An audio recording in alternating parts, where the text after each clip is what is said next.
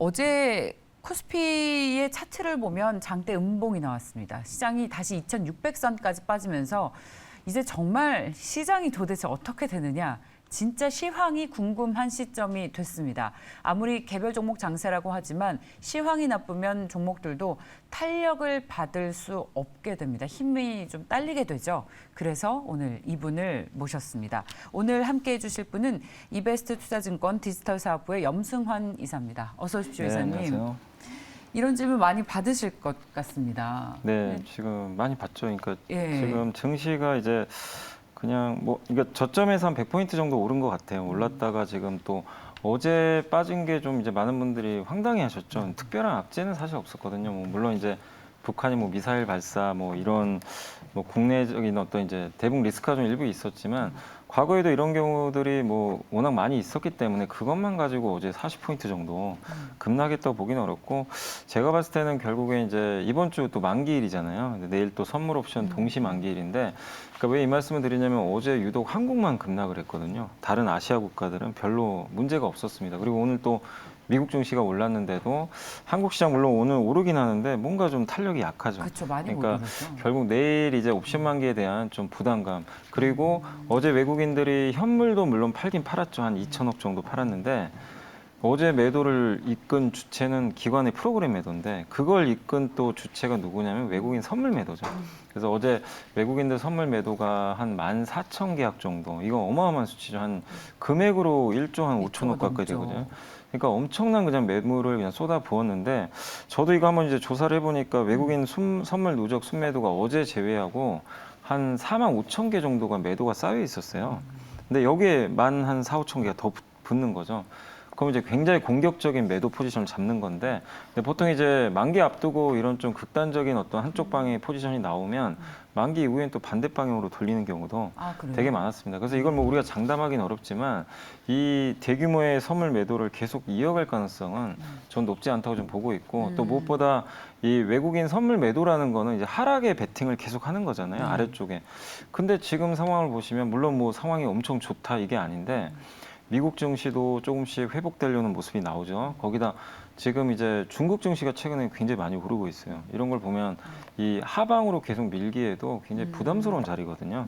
그러니까 지수가 여기서 뭐 2,600, 2,700에서 왔다 갔다 하는 상황에서 단기적인 어떤 흐름을 우리가 봤을 때는 옵션 만기일 이후에는 오히려 좀 외국인 선물 순매도가 이제 매수로 좀 바뀌면서 이제 매도했던 건 사실 매수로 또 바꿔 놔야 되거든요. 그렇게 본다라면 결국엔 좀 되돌리는 어떤 반등은 한번 나오지 않을까. 그러니까 수급상으로는 좀 일단 저는 그렇게 좀 예상은 하고 있습니다. 그럼 이제 저점은 2,600선 정도다, 더 빠지진 않겠다라고 저희가 좀 생각을 저는 해도. 그렇게 보고 있어요. 예. 물론 이제 2,550을 또 갈 수도 있어요. 그러니까 뭔가 새로운 또 악재가 또 나온다. 그러니까 예를 들면 이런 거죠.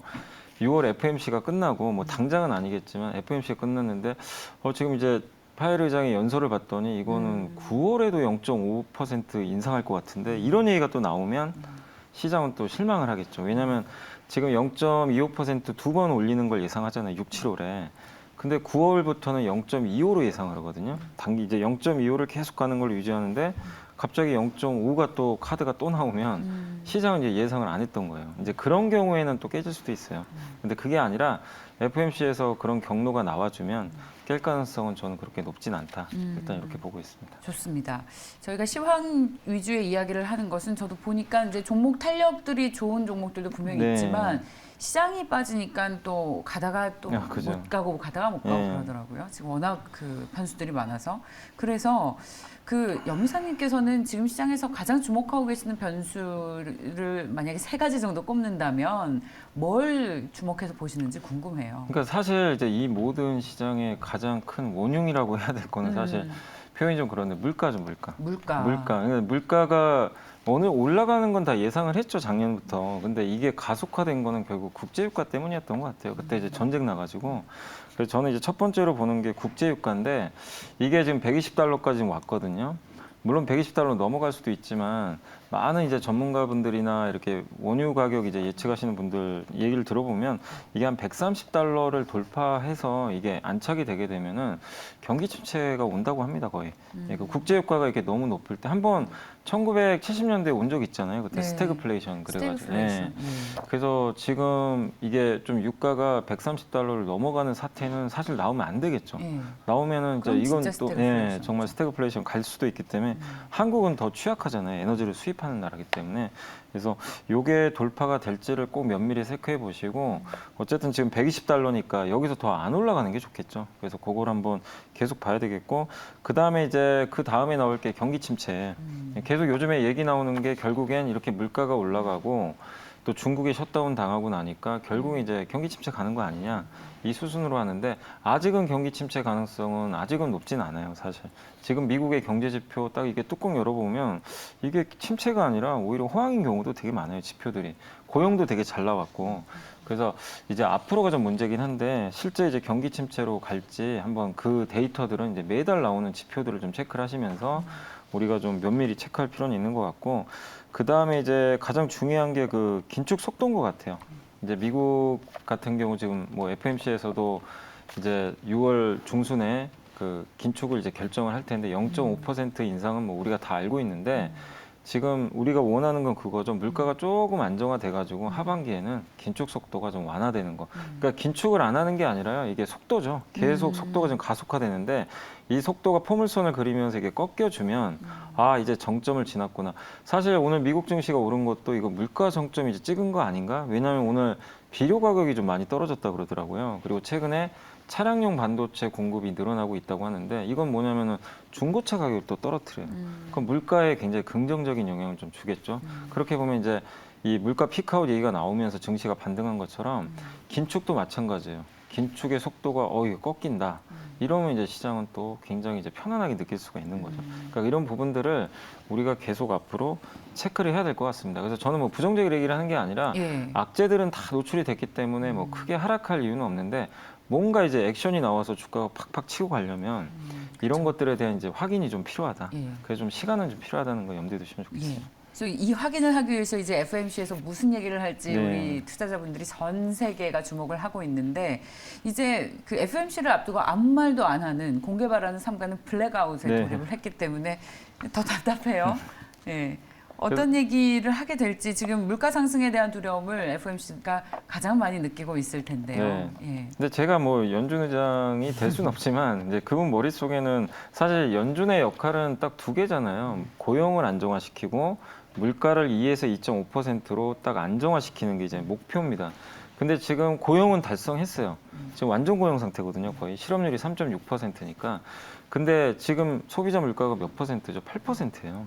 그럼 이걸 2.5까지 낮추려면 엄청난 시간이 필요하고 그러네요. 금리를 계속 올릴 수밖에 없어요. 사실 상식적으로 생각을 하면.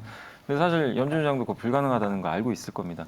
그래서 이제 연준 의장이 지금 머릿속에는 무조건 어쨌든 이 물가 아니면 지금 금리를 어떻게든 세게 올려서라도 기대 인플레라고 그러죠. 사람들의 물가 상승에 대한 기대라도 낮춰버려야 돼요. 소비를 꺾어서라도. 지금 그게 일단은 목표예요. 그래서 7월까지는 계속 좀 긴축적인 발언을 할 수밖에 없어요. 예. 그러니까 우리가 그냥 그 말을 그대로 생각하면서 아 이제 긴축도 이렇게 세게 나가니까 이제 시장 또 큰일 났고 이게 아니라 네. 다 알고 있어요. 예. 누구나 투자분들은 그 정도는 이제 어느 정도 인지를 하고 있기 때문에 그 말의 뒷면에 의미하는 게 뭔가 아 물가를 잡으려는 의지가 정말 강력하구나. 예. 근데 그 뒤에 또 이런 자신감이 있는 게 경기가 괜찮거든요. 예. 그래서 어쨌든 FMC에서 우리가 사실 크게 기대할 건 없어요. 그냥 저는 기대하는 건 0.5% 두 번 올리고 이제 9월, 10월, 뭐 12월로 갈수록 이제 0.25만 유지해주면 이렇게만 된다면 나쁠 게 전혀 없다고 생각을 합니다. 그래서 이제 빅스텝이 어쨌든 7월로 좀 끝나는 그런 멘트를 좀 해줄지 그거를 좀 주목하시면 좋을 것 같아요. 그래서 FMC에 대해서 너무 공포심을 저는 좀 가질 필요는 없다. 이렇게 좀 말씀드리겠습니다. 그래서 FMC 결과에 영향을 미칠 수 있을 만한 수치들이 또 나오는데 네. CPI 아니겠습니까? 네, 그죠. 금요일 밤에 미국에서 CPI 나오는데 말씀처럼 무려 8%가 넘어섰기 때문에 네. 이번에 어떤 수치가 나올지 궁금하고 여기에 따라 또 FMC의 스탠스도 가장 영향을 많이 받게 될 텐데요. 네. 이게 사실 이제 지금 뭐 유럽도 그렇고 한국도 그렇고 지금 물가 우리나라도 5% 넘은 건 거의 저도 본 적이 없거든요, 별로.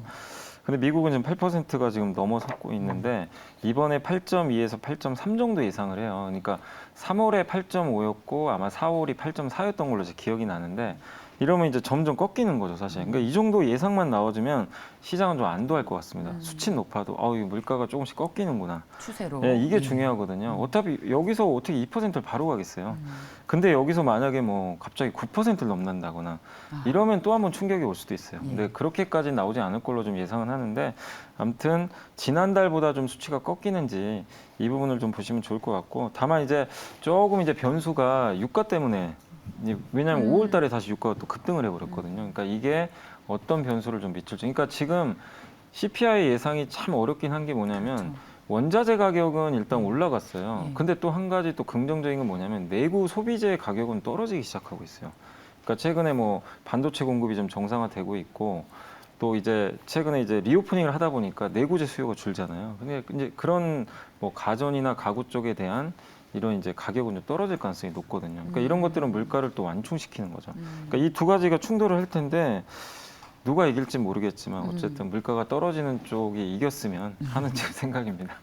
그렇습니다. 네. 정말 만약에 예상치 못할 9%가 나오면 시장 충격은 불가피. 좀 나올 수 있을 것 했죠. 같아요. 예, 뭐 가능성도 사실은 없다고 볼 수는 없는 것이 앞서 원흉이 물가라고 말씀하셨는데 네. 물가를 일으킨 원흉은 또 푸틴이 이걸 가지고 네. 일으킨 것 같습니다. 네. 이번 달 그러면 한국 지표에서는 뭘 좀 주목을 해볼까요? 이번 달에 사실 이제 가장 가까운 거는 이제 6월 10일인데, 그러니까 이건 이제 6월 25일하고 제가 섞어서 말씀드리면 그 MSCI 선진지수 관찰 대상국 편입 결정이 있어요. 제가 알기로는 6월 이거 한번 좀 찾아보시면 좋을 것 같아요. 6월 24일 아니면 25일로 알고 있거든요. 제가 날짜를.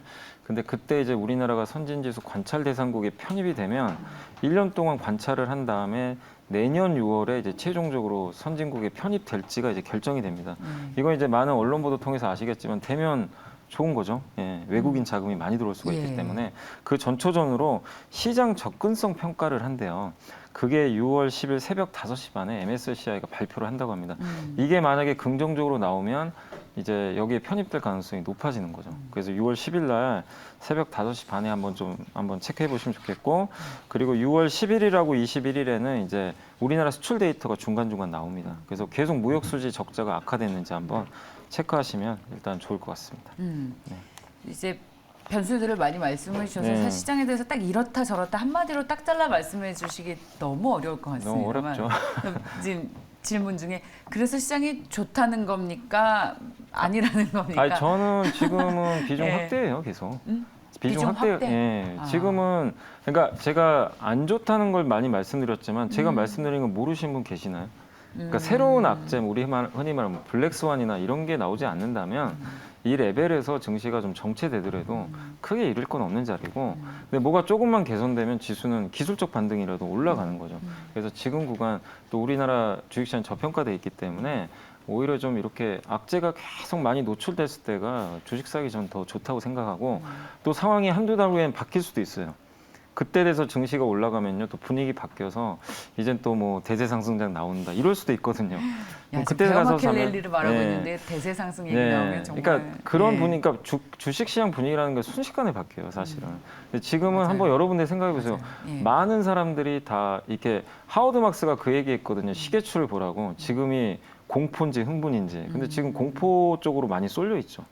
그럼 주식하기 좋다는 얘기죠, 사실은. 그래서 지금은 투자 관점에서는 좋은 섹터 고르셔서 투자할 때가 아닌가라고 말씀드리겠습니다. 그럼 어떤 섹터의 매력을 느끼고 계세요? 저는 일단 뭐 반도체 여전히 좋게 보고 있고, 어제 디램 현물가가 3.5개월 만에 드디어 상승했어요. 정말 네. 오랜만에. 그래서 반등 신호가 나와서 오늘 하이닉스도 좋잖아요. 네. 그래서 괜찮고, 두 번째가 자동차 부품. 왜냐하면 차량용 반도체 공급이 정상화되면 차 생산이 이제 늘어나겠죠. 그동안 안 좋았기 때문에 차 부품도 괜찮고, 그 다음에 요즘에 펄프 가격이 좀 많이 올라갔더라고요. 그래서 펄프 관련된 기업들 한번 제가 종목 얘기 좀 하긴 그래서 한번 좀 찾아보시면 좋겠고, 그다음 마지막으로 리오프닝이잖아요. 근데 네. 리오프닝에서 너무 뻔한 거 말고 오프라인 결제할 때 우리가 보통 신용카드 내면 그 포스기라든가 이런 거 해주는 뭐 벤사라든가 한번 네. 찾아보시면 아실 거예요. 그다음에 신용카드 영수증 프린터 만드는 기업도 있습니다. 예. 한번 이거 검색하면 나오니까 한번 찾아보셔가지고 예. 오프라인 결제될 때 돈 버는 기업들이 좀 있을 거예요. 예. 근데 지금은 확실히 오프라인 결제 많이 하니까 예. 한번 관심을 가져보시는 것도 좋을 예, 것 같습니다. 사실 아이디어 다 주신 거나 마찬가지네요. 예, 오프라인 결제할 때 신용카드 영수증 프린터 하는 회사까지. 네. 지금 전통 산업에 주로 주목을 하시는군요. 요즘 막 얘기 나오는 뭐 정유주라던가. 아, 제가 왜 이제 정유주나 네. 아까 뭐 LNG, 저는 LNG 쪽도 굉장히 좋게 봐요. 근데 오늘 왜 말씀을 안 드렸냐면 지금은 사지는 말자는 의견이에요. 왜냐면 아, 최근에 그래요? 이 아이디어가 너무 노출돼가지고 예. 많이 올랐어요.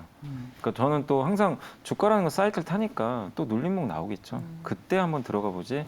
지금 이제 만약에 이제 이런 기업들이 지금 좋다고 또 뒤늦게 들어가시면 네. 약간 또 물리실 수도 있어요. 예. 타이밍상. 그렇군요. 그래서 아이디어는 너무 좋은데 조금만 기다려보자. 네, 그래서 정유랑 LNG 쪽은 조금 기다릴 타이밍이라고 생각합니다. 지금 들어가면 물릴 수 있다. 좀 많이 올랐어요, 최근에. 예. 저는 쫓아가는 거는 별로 권유드리고 싶지는 않습니다. 조언까지 주셨습니다. 네. 특히 전통산업인 반도체, 자동차, 부품, 제지와 또 리오프닝 주식에 주목하면서 공포에 살아 지금은 비중 확대할 시기다라는 투자 의견을 전해주셨습니다. 자주 나와주십시오. 네. 이사님. 지금 또 너무나 열화와 같은 성원이 있어서요. 네, 저희 아주 잘 들었습니다. 이베스트 투자증권 디지털 사업부의 염승환 이사였습니다. 고맙습니다. 네, 감사합니다.